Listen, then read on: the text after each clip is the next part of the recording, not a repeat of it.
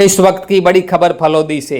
राजस्थान के मुख्यमंत्री भजनलाल शर्मा आगामी 20 जून को आ सकते हैं फलोदी।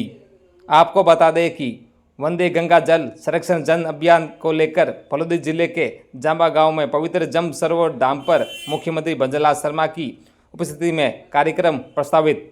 मुख्यमंत्री के प्रसिद्ध कार्यक्रम को लेकर फलोदी जिले के प्रशासनिक व पुलिस अधिकारी हुए सक्रिय।